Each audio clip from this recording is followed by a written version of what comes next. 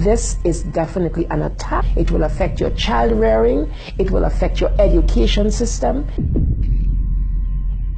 This is instructions for the teacher in the classroom to ask her or his students, how do people express their sexual feelings? Oral sex, masturbation, anal sex, massage, holding hands, touching each other's genitals, saying, I like you. It is pornography men, especially on the House floor, did not want to look at. We couldn't show this on the television news, but yet we want our 4th grade children to be looking at this book. The World Health Organization standards for sexuality education in Europe actually suggest that children ages 0 to 4 should be given information about masturbation and given the right to explore their gender identities. For ages 4 to 6, children should be taught about same-sex relationships and respect for different norms regarding sexuality. Some of the objectives of the UNESCO Sexuality Education Guidelines include teaching children at age 9 about sexual stimulation and the definition and function of orgasm, and at age 15,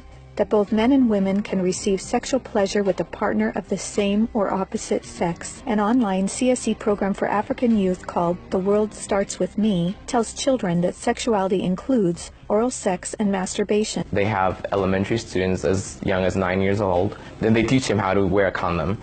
And they have this plastic genitalia, and they even have young girls. They're teaching them how to put a condom on a male genitalia and boys how to put a condom on a women's genitalia without the knowledge and consent of the parents. They're giving them handouts, negotiating sexual encounters with other students.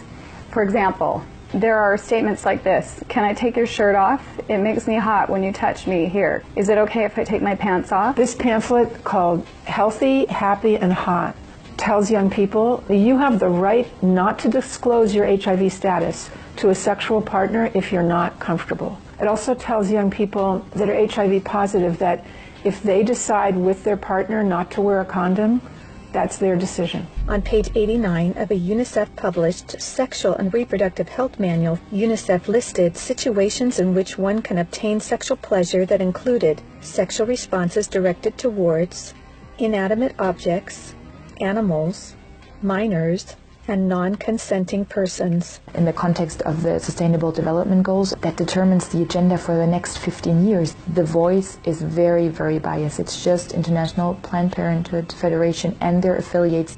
It's All One, however, like most CSE programs, is really just cleverly disguised abortion rights, sexual pleasure education, masquerading as human rights, gender, and sexual and reproductive health education. It aggressively promotes abortion. With over 112 references to abortion, It's All One has an obsessive focus on sexual pleasure, mentioning sexual pleasure 62 times. Comprehensive sexuality education programs are disguised under many names.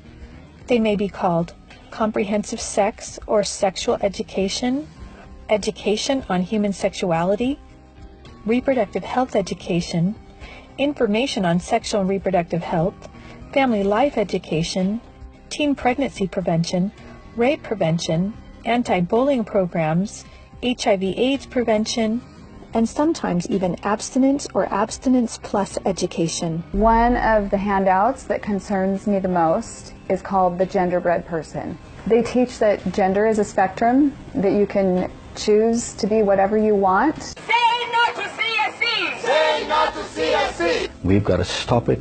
We've got to use everything at our disposal. We have to stand together. My family is mine. My wife is mine. I am hers. Our children are ours. Band together and find ways to stop it from entering your country. If we don't do something about it, it is all of us that carry that guilt. To learn more and to sign the petition to stop comprehensive sexuality education, go to stopcse.org. Together, we can and will protect the world's children.